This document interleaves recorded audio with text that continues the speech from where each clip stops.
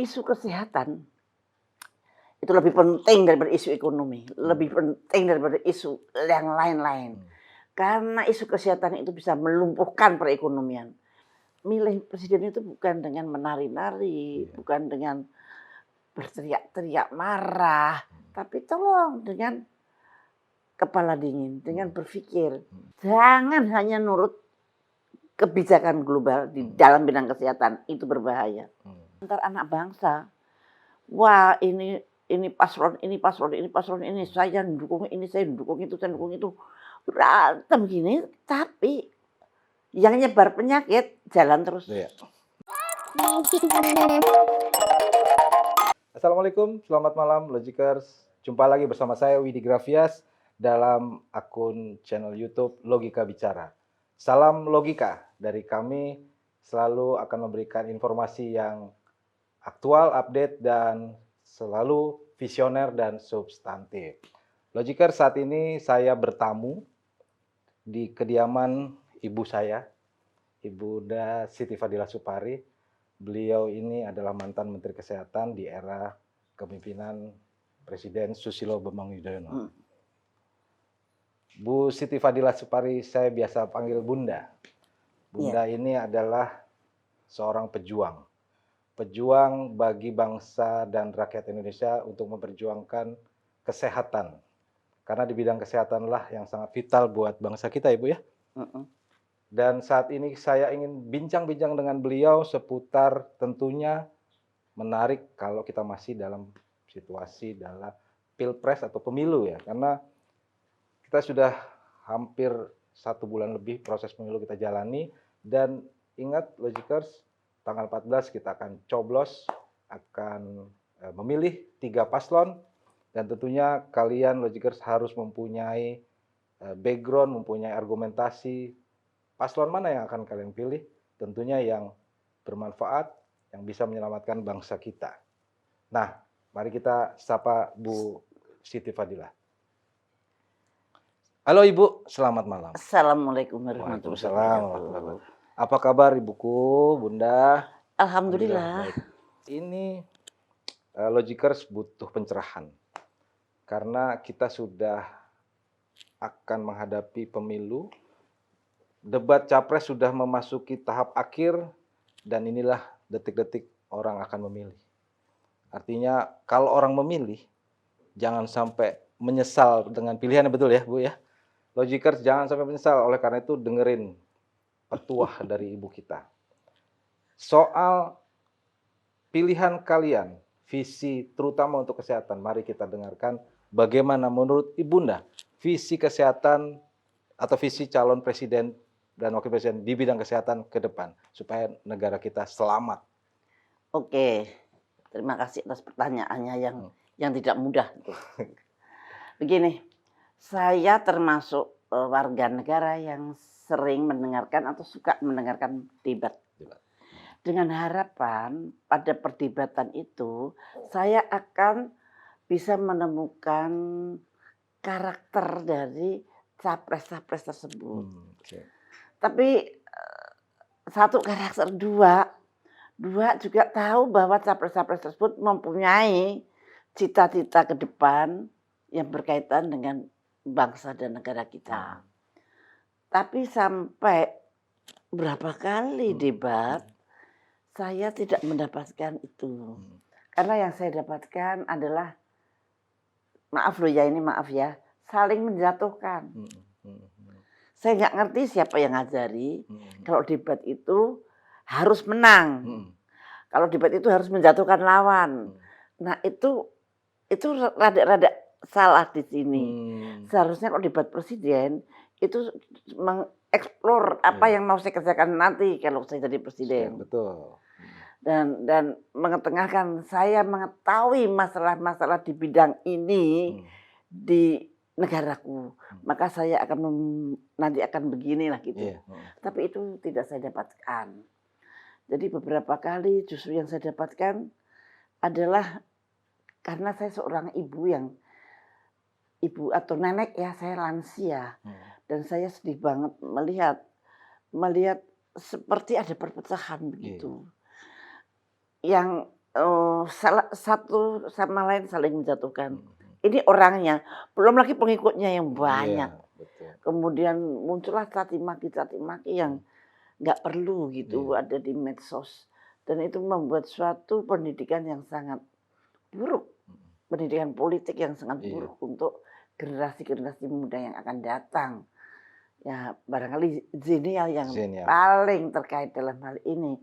Jangan-jangan zenial menganggap bahwa capres itu harus bisa menjatuhkan lawannya. Lawannya. Menurut saya nggak begitu ya, menurut saya ya. Apakah saya salah saya nggak tahu. Nah itu sekilas pandangan saya terhadap debat Yang sebelumnya capres-capres terjadi. yang sudah berlaku. Iya. Mhm. Dan yang saya sedih dan saya kaget di dalam debat-debat tersebut masalah pokok Malah itu dilupakan. malah nggak tersebutkan Betul. gitu loh.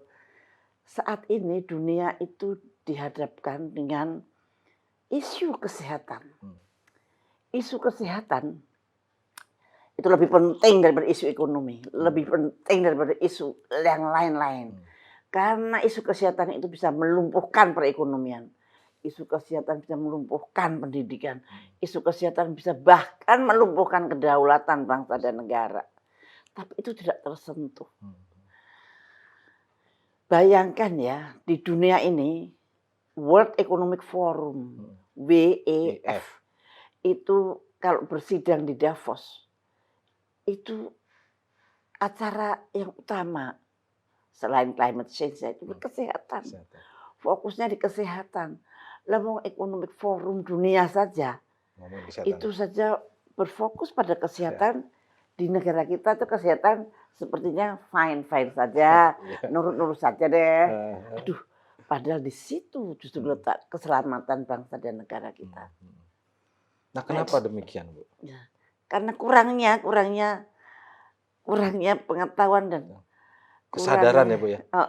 Bukan anggaran sih. Kesadaran Kesadaran bahwa kesehatan itu sekarang bisa menjadi proksi dalam merampas segala apa yang kita punya. Bayangkan saja, you mau punya tambang seberapa banyak, you mau hilirisasi seperti apa. Tapi kalau begitu pandemik yang dahsyat datang dan banyak korbannya, apa yang Anda mesti perbuat? Kita sudah punya pengalaman dengan COVID. Yang rugi bukan hanya yang ditinggal orang-orang tercinta. Yang rugi bukan hanya itu. Sampai sekarang luka itu masih terasa. PHK banyak. Perusahaan tutup berapa banyak. Orang miskin banyak, jadi tinggi. Orang miskin tambah banyak, walaupun angkanya tambah kecil, tapi kenyataannya tambah banyak. Nah itu sebenarnya suatu hal yang harus menyadarkan para generasi muda. Milih presiden itu bukan dengan menari-nari, bukan dengan berteriak-teriak marah, tapi tolong dengan kepala dingin, dengan berpikir, Anda pengen apa ini Indonesia ke depan? Dan kira-kira capres seperti apa yang kira-kira mirip deh seperti apa yang Anda cita-citakan. Nah ini, kita terlalu banyak terpengaruh dengan iklan-iklan. Apa itu di TikTok, apa itu di mana-mana. Paparan sosmed nih, Logikers nih, penting tuh. Dan hati-hati. Itu sudah suatu keniscayaan yang kita tidak bisa melawan karena itu memang kemajuan teknologi yang tentu saja semua kemajuan teknologi itu selalu memberikan suatu efek yang paradoks. Satu sisi menguntungkan, satu sisi pasti merugikan.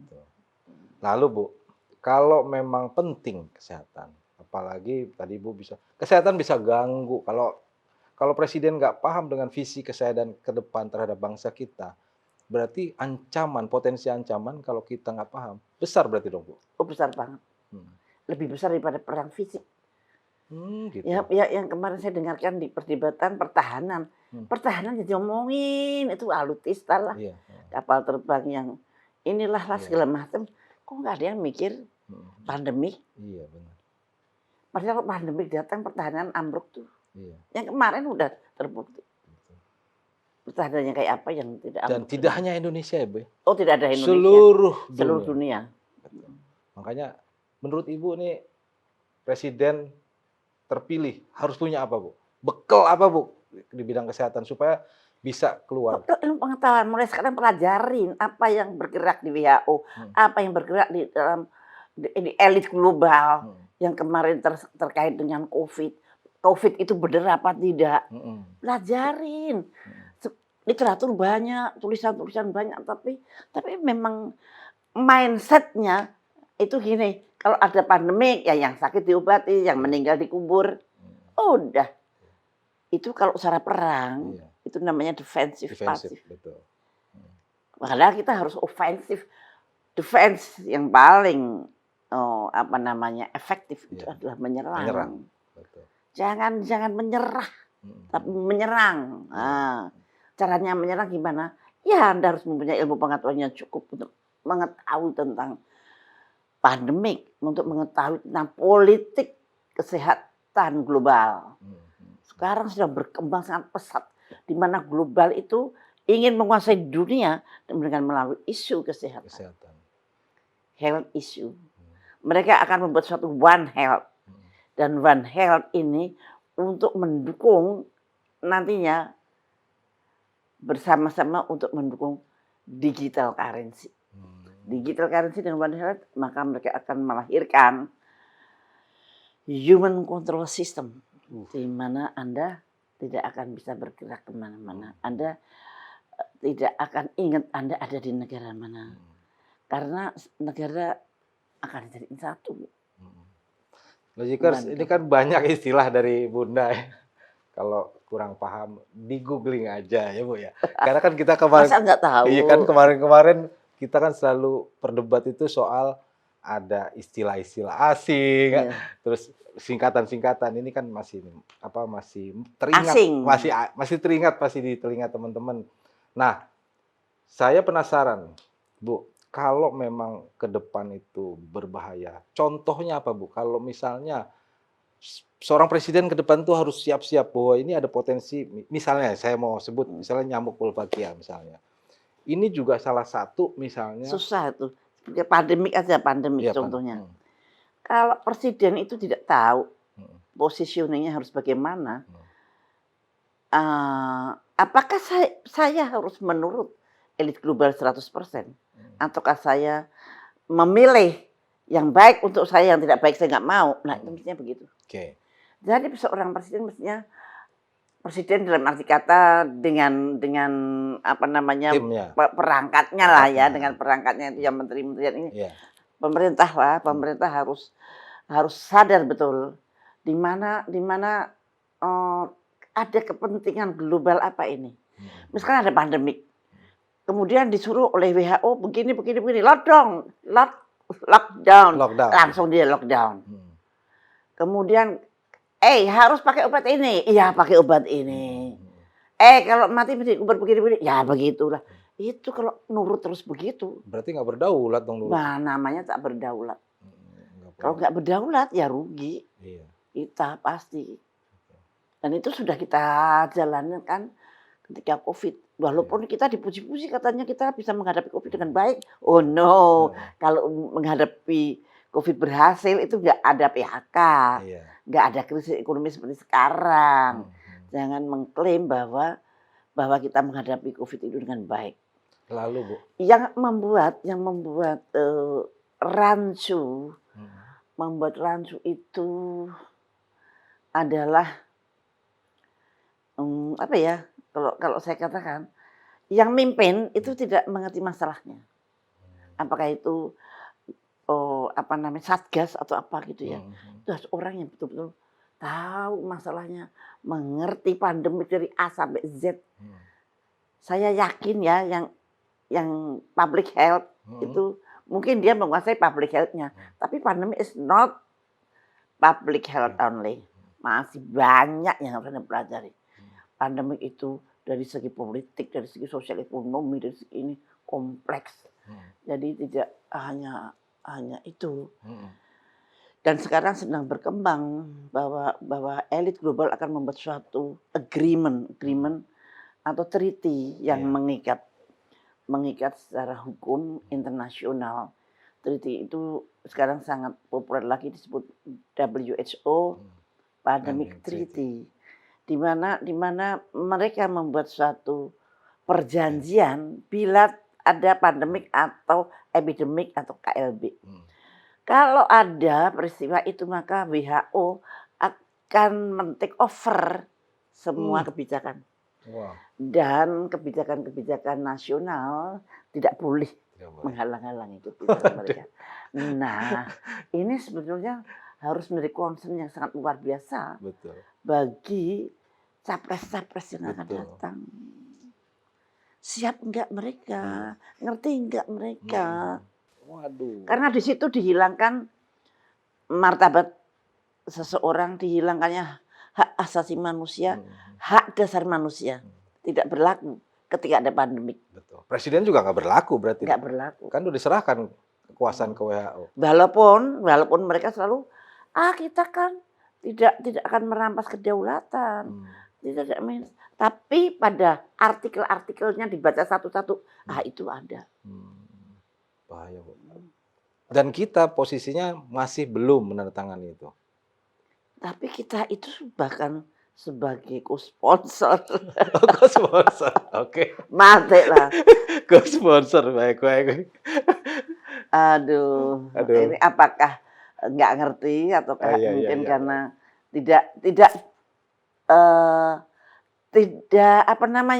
familiar dengan pandemi. Iya. Mungkin ya berbeda, misalkan menteri yang baru, apalagi bukan dokter. Nah, aku mengenal pandemik dari tahun 2005, 2004, 20 tahun. Saya belajar pandemik. Nah, ini yang baru datang, ya yang dia pakai untuk standar adalah elit global, ya sudah. Ya sudah, kita susah untuk bertahan. Bahkan bertahan secara aktif pun nggak mungkin. Padahal kita banyak orang pintar yang bisa menjelaskan bahwa nggak perlu ini, nggak perlu itu. Kita harus berdaulat, harus ngurus sendiri. Itu bisa sebenarnya. Bisa. Dan sebagai pemerintah bisa ngumpulin. Virulog. Dokter-dokter hewan. Karena pandemi selalu zoonosis. Zoonosis itu penyakit yang berasal dari hewan. Nah, itu harus mulai dikenal. Bukan hanya, kuncinya cuma satu. Jangan hanya nurut kebijakan global di dalam bidang kesehatan, itu berbahaya. Kaji. Yang baik kita ambil, yang buruk kita jangan terima. Nah itu. Kita juga nggak bisa bilang buruk semua gitu ya, enggak. Kita kaji bersama-sama. Ajak orang-orang yang berpengalaman. Kan nggak ada orang mengajak saya ngomong, padahal saya mempunyai pengalaman yang pernah menghentikan pandemik yang akan terjadi. Itu kan suatu pengalaman yang sangat luar biasa. Tapi pemerintah sepertinya nggak sadar bahwa pandemik itu bisa dibuat.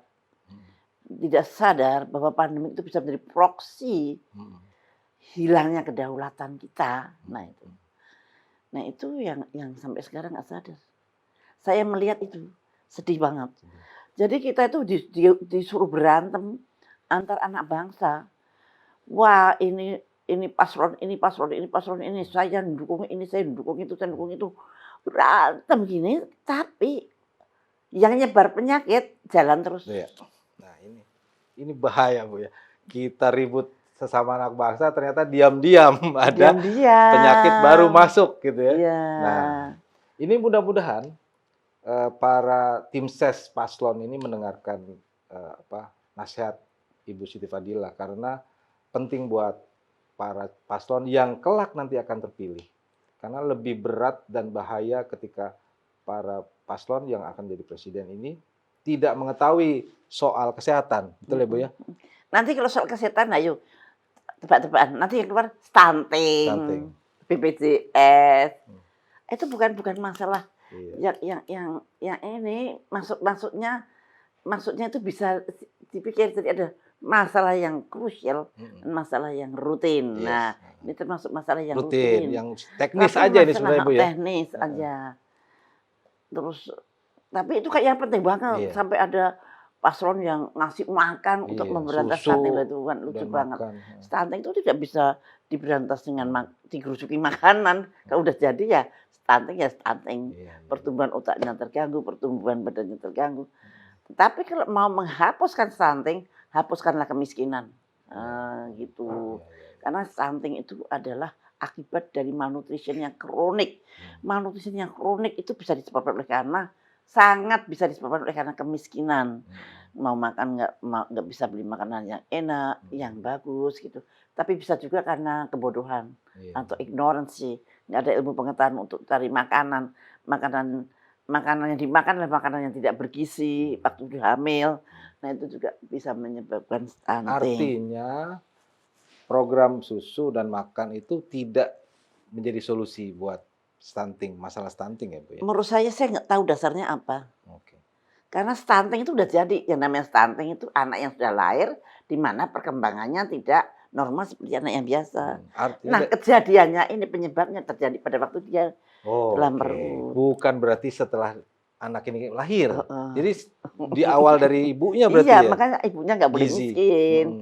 Misalkan memberikan makan yang baik pada ibu hamil itu lebih logis gitu. Bukan ini meningkatkan kadar asam sulfat apa? Asam Asam folat. Maaf. Ikut-ikutan. Asam folat maksudnya Asam gitu folat. ya. Harus Ya apa saja banyak banget dalam prenatal itu. Kayaknya sih Depkes juga sudah mempunyai, Kemenkes sudah mempunyai program-program prenatal yang bagus. Itu aja digalakkan. Kemudian memperbaiki ekonomi rakyat. Di mana sehingga tidak ada ibu-ibu hamil yang kelaparan. Betul. Ibu-ibu hamil yang makannya salah gitu. Tapi kalau sudah jadi stunting ya kita open aja stuntingnya kita bukannya kita gerujukin makanan, saya kira nanti takutnya malah jadi gemuk gitu. Udah stunting jadi gemuk lah yang repot ayo. Biayanya besar yang jelas Bu itu Bu. Ngasih makan sama ngasih susu sekitar Dan 8 stunting itu gampang jadi obesitas. Betul. Gampang jadi gemuk. Jadi kalau orang stunting disuruh supaya tinggi dikasih makanan malah belar ke sini lah ya repot. Jadi mungkin itu perlu pengkajian yang lebih lanjut. Dipikirkan masak-masak program itu. Masak. Jangan Saya juga heran. Jangan sampai nanti udah jadi programnya. Kalau misalkan Dananya memberantas yang malnutrisi, akut malnutrition yang kwashiorkor itu yang kecil, bayi tidak bisa makan sampai matanya ngotot, kurus banget. Nah itu namanya busung lapar. Coba masih ada nggak busung lapar? Jangan-jangan masih ada. Cuman tidak terdeteksi aja. Busung lapar itu masih ada. Karena busung lapar itu bukan hanya karena ibunya miskin, tapi kadang-kadang ibunya tidak tahu bagaimana caranya memberi makan. Apalagi Bu yang paling krusial untuk masalah kesehatan ke depan Bu? Selain tadi pandemi. Pandemik. Bioweapon itu adalah virus yang tiba-tiba ada virus baru. Nah, terus kemudian kita bengong aja, obatnya apa? Wah, tanya sama elit. Padahal jangan-jangan itu bikinan dari laboratoriumnya dari mereka. Jadi ya itulah yang menyedihkan. Mestinya ayo kumpul ahli-ahli kedokteran dan berhentilah untuk berpikir bahwa kebijakan asing itu pasti benar. Kita harus mengkaji. Kita harus betul-betul harus benar-benar mempunyai ilmu untuk mengkaji itu. Dan tentu saja di dalam mengkaji Anda harus ingat tentang preambul Undang-Undang Dasar 45. Bagaimana kita itu mengayomi rakyat. Selain kajian ilmu Anda yang mumpuni, Anda juga sadar bahwa pemerintah harus melindungi bangsa dan tanah tumpah darahnya. Negara Republik Indonesia tentu saja. Nah itu yang mesti dicatat. Jadi pandemik. Saya kalau melihat ngomong pandemik, berarti Ibu sudah memprediksi jangan-jangan ke depan akan ada lagi pandemi. Pasti ada. Pasti. Oke, itu logika. Dan kita belum siap. Kita belum siap. Lah, itu saya kemarin baca, Menteri Kesehatan menyiapkan laboratorium Hmm. di seluruh puskesmas. Hmm. Laboratorium. Hmm. Sebetulnya kita siapkan harus mindset kita kan, bukan Oh, bukan laboratorium. Laboratorium siapa nanti yang bisa iya. satu laboratorium apa belum jelas. Hmm. Kemudian siapa yang akan mengoperate laboratorium Iya. itu, dan siapa yang mengkomandani laboratorium itu. Apakah kita menunggu perintah juga dari luar untuk memeriksa ini dan itu? Kayak dulu kita ini kan dengan PCR, dan ternyata ilmu yang baru ini tidak mengakui PCR gitu. Nah, dulu kita sudah sangat bersujud dengan PCR gitu. Nah itu, dan saya juga heran tuh orang pintar-pintar kok ya pada diem gitu. Orang pinter ya, Bu. Padahal banyak orang pinter tapi kok Iya. itu ya. Dan kehancuran sebuah negara tidak disebabkan seberapa banyak yang jahat, tapi karena banyaknya orang pintar yang diem. Ini luar biasa, kata-katanya berat ini. Jadi kemungkinan jangan sampai bangsa kita, negara kita justru hancur karena terlalu banyak orang pintar yang diam, Iya, membiarkan aja. membiarkan kejahatan yang sedang terjadi, Bu, ya. Betul ya, Bu, ya? Bu, sebelum ditutup 3 paslon, harapan terakhir Ibu buat 3 paslon ini, ingatlah bahwa ke depan tantangan makin berat, terutama di bidang kesehatan. Betul ya, Bu? Iya. Jadi bagaimana Ibu bisa memberikan pesan? Untuk para capres, ini pesan saya, pesan dari ibu-ibu yang sudah sepuh ya. Satu, ketika Anda bertanding, tentu saja Anda harus jadi pemenang, itu semangat setiap pertandingan. Tetapi Anda juga harus siap kalah. Dan kalau Anda kalah, jangan kecil hati. Anda tetap sebagai putra bangsa yang terbaik di negeri ini, karena Anda sudah terpilih sebagai capres. Dan siapapun yang menang, itu harus semuanya ya legowo. Mudah-mudahan bisa berlangsung dengan transparan dan jujur serta adil. Para teman-teman sebangsa dan setanah air, kita tidak boleh terpecah belah, kita tidak boleh berantakan karena hanya paslon kita kalah. Jadi jangan, kita harus tetap bersatu sebagai bangsa Indonesia yang sulit untuk siap membangun negara ini ke depan. Itu saja pesan saya. Baik, terima kasih Ibu Siti Fadila Supari, ibu saya, bunda kita semua, karena beliau sangat peduli dengan kondisi bangsa dan negara. Apalagi beliau adalah orang yang punya sejarah, punya pengalaman yang luar biasa untuk meningkatkan taraf kesehatan bangsa kita. Logikers, selalu pantau akun channel kita, Logika Bicara, tetap pakai logika. Salam logika, sampai jumpa lagi di tema-tema selanjutnya. Wassalamualaikum warahmatullahi wabarakatuh.